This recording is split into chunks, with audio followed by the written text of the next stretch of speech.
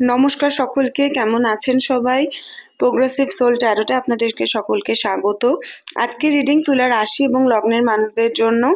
দেখে নেব তাদের জন্য কি মেসেজ আছে ইউনিভার্সের তরফ থেকে আগামী 1 মাস, মানে এই অগস্ট মাসটি তাদের জন্য কি রকম যেতে পারে। ঠিক আছে, যারা প্র্যাকটিক্যালিটি অনুসারে দেখবেন তারা দেখবেন লগ্ন অনুসারে যে তাদের সার্ফেসে কি কি চেঞ্জেস আসছে, এবং যারা ইমোশনাল ক্ষেত্রে কি কি চেঞ্জেস আসতে চলেছে বা মেন্টাল ক্ষেত্রে কি কি চেঞ্জেস আসতে চলেছে সেই অনুযায়ী দেখবেন। তারা দেখবেন হচ্ছে তাদের রাশি অনুসারে। চলুন শুরু করে নেওয়া যাক তুলা রাশি এবং লগ্নের মানুষদের জন্য আগামীতে কি পরিবর্তন আসতে চলেছে। যদি ভিডিওটি পছন্দ হয় লাইক শেয়ার সাবস্ক্রাইব করতে একদম ভুলবেন না। আপনাদের চেনা পরিচিত মানুষদের সাথে শেয়ার করুন, কমেন্ট করে জানান যে আপনাদের কি টপিকে ভিডিও চাই পরবর্তীতে, এবং এই ভিডিওটিতে কতটা আপনাদের সাথে রেজনেট করেছে কতটা করেনি।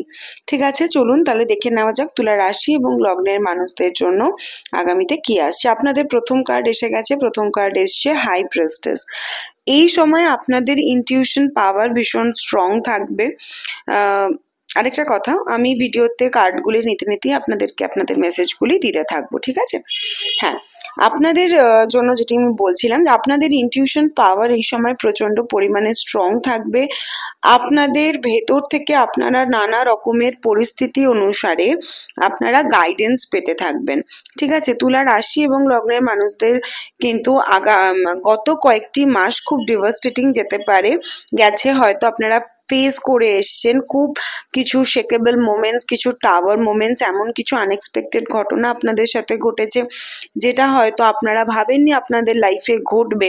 সেটা গত কয়েক মাসেও হতে পারে, আর কিছু মানুষের সাথে হয়তো গত ধরুন 5 বছর 6 বছর কিংবা কারুর জন্য 1-2 বছর এরকম হয়েছে। এমন কিছু ঘটনা লাইফে ঘটেছে যেখানে আপনারা এক্সপেক্টই করেননি আপনাদের সাথে এরকম কিছু ঘটবে আপনাদের এনার্জিতে। হ্যাঁ, আমি সেই জায়গাটা একটা জিনিস দেখতে পাচ্ছি, আপনারা না মনের মধ্যে সেই জিনিসটাকে মেনে নিয়েছেন, অ্যাকসেপ্ট করে নিয়েছেন, নিজের সাথে লড়াই করেছেন, নিজেকে বুঝিয়েছেন যে ঠিক আছে, যদি ভগবান থাকেন, ঈশ্বর থাকেন, আমি একদিন তার নিশ্চয়ই ফল পাবো বা রেজাল্ট পাবো। এই ধরনের ভাবনা চিন্তা নিজের মধ্যে হয়তো করে নিয়েছেন, নিজের সাথে নিজের যুদ্ধ করেছেন। কিন্তু নিজে ঈশ্বরের কাছে, অনেকেই এখানে হয়তো কালী ভক্ত আছেন বা আমাদের শক্তির আরাধনা করেন। কালী ভক্ত আমার মনে হলো কিছু কিছু মানুষ হয়তো আছেন, কিন্তু অনেকে হয়তো শক্তির আরাধনা করেন, মানে মা দুর্গা হতে পারে, পার্বতী হতে পারে। ঠিক আছে, তো আপনারা তাদেরকে জানিয়েছেন তা আপনাদের মনের কষ্ট দুঃখ।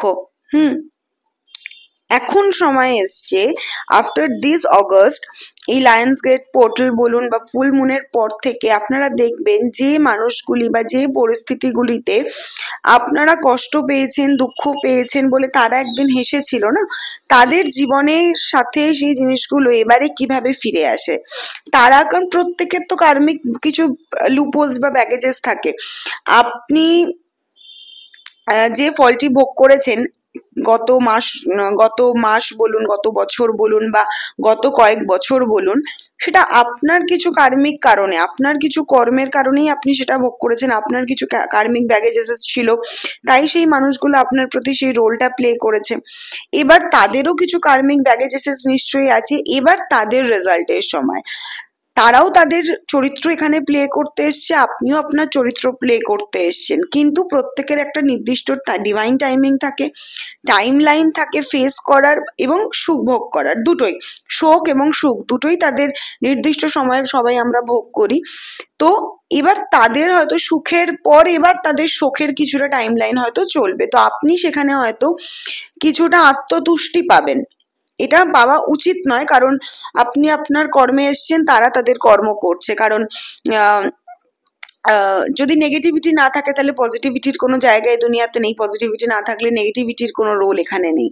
তো সেক্ষেত্রে হয়তো আত্মতুষ্টির প্রয়োজন নেই, কিন্তু আমি দেখতে পাচ্ছি আপনারা সেই আত্মতুষ্টিটা কোথাও না কোথাও পাচ্ছেন।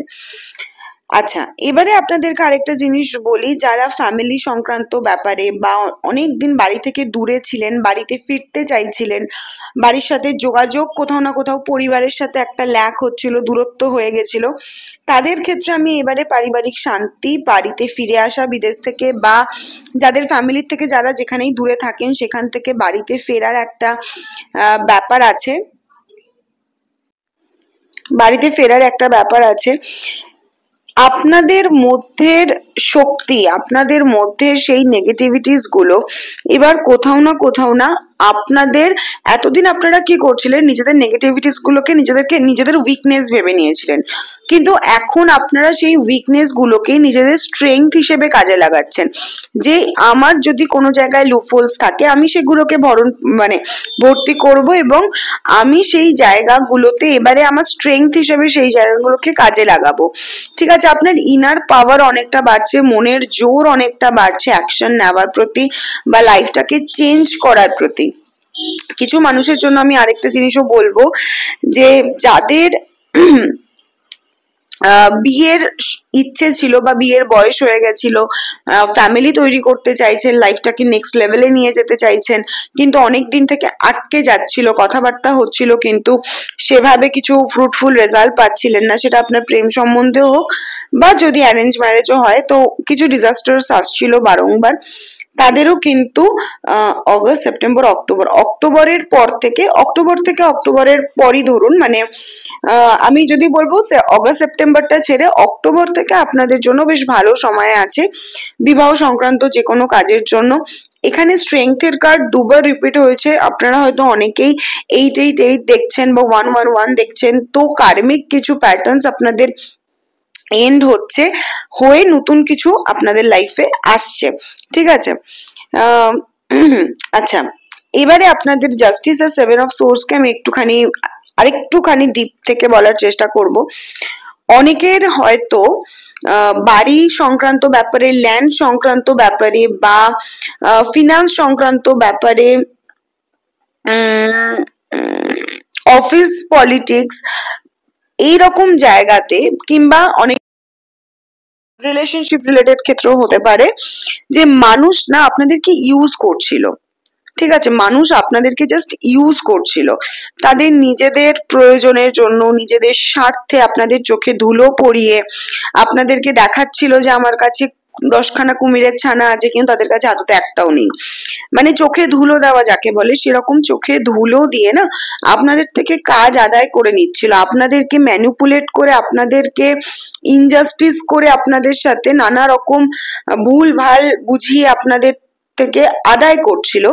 এবারে কি হবে, আপনি আফটার অগস্ট মান্থ বা উইদিন অগস্ট মান্থ অনেক মানুষ সম্বন্ধে এমন অনেক কিছু জানতে পারবেন না, যে জিনিসটাতে আপনি শকড হয়ে যাবেন।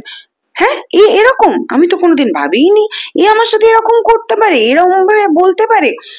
এই রকম কিছু মানুষের মুখোশ কিন্তু এবারে সম্ভাবনা আছে আপনাদের সামনে খুলে যাবে। ঠিক আছে, আপনাদের জন্য গাইডেন্স কার্ড, প্রথম যে কার্ডটি এসছে সেটা এসছে ওজাস, যার মানে হচ্ছে ভাইটালিটি বা রেডিয়েন্স, লাইফ ফোর্স। ঠিক আছে, এক কথায় যদি আমি বলি তাহলে হচ্ছে লাইফ ফোর্স। তো ইউনিভার্সের তরফ থেকে আপনাদেরকে যে গাইডেন্সটা আপনাদের জন্য আসছে সেটা হচ্ছে যে নিজেদের লাইফে কিছু জায়গাতে না আপনারা স্পিরিচুয়ালি গ্লো করবেন, ইমোশনাল রেজিলিয়েন্স হবে আপনাদের মধ্যে, ইমোশনাল ইমিউনিটি বাড়বে কোথাও না কোথাও আমি বলতে পারি, বিকজ অনেক টক্সিক মানুষ সম্পর্কে আপনারা জানতে পারছেন, তো সেখানটা নিশ্চয়ই আপনারা নিজেদের মতন করে হিল করার চেষ্টা করবেন সেই মানুষগুলোকে বাদ দিয়ে, বা তাদের সাথে যদি থাকতেও হয় কিভাবে আপনি তাদেরকে ডিল করবেন সেই জিনিসগুলো নিয়ে ভাবার সময় আপনি পাবেন। অনেক মানুষের কার্মিক রিলেশন আপনার জীবন থেকে চলে যাবে, তো সেক্ষেত্রেও কিছু ডিটক্স আপনার হবে। তো ইউনিভার্স আপনাকে বলছে যে আপনার লাইফে সেই স্ট্রেংথ, সেই হিলিং, সেই পাওয়ার ইউনিভার্স দিচ্ছে, নট অনলি ফিজিক্যালি, স্পিরিচুয়ালি, ইমোশনালিও কোথাও না কোথাও আপনি ইউনিভার্সের দ্বারা এবারে প্রোটেক্টেড থাকবেন। ঠিক আছে, সাত্বিক ফুড নিন, মেডিটেট করুন, কোন রকম যে রিলেশন বা যে কানেকশন গুলো আপনাদের এনার্জি ভীষণভাবে সোক করে নেয় সেই এনার্জির থেকে দূরে থাকুন। এবং তারপরে কার্ড এসছে আত্মানের কার্ড, নিজের হায়ার সেলফের সাথে কানেক্ট করুন, যাদের সাথে থেকে আপনার ভাল লাগে, আপনার সোল স্যাটিসফাইড হয় যাদের সাথে থেকে, যাদের সাথে থাকলে আপনার মনে হয় যে আমাকে ভয় পেয়ে থাকতে হয় না, আমাকে তাদের ইগোকে ভয় পেতে হয় না, বা যাদের সাথে থাকলে আমি ডুয়ালিটিতে ভুগি না, যেখানে আপনার এক্সটার্নাল আইডেন্টিটি একদম সুন্দর থাকে, ভালো থাকে, সুস্থ থাকে, কোনো ড্রামা আপনার সোলকে ফেস করতে হয় না, আপনি একদম নিজের ট্রু অথেন্টিক সেলফে থাকতে পারেন, সেই সব মানুষদের সাথে থাকুন।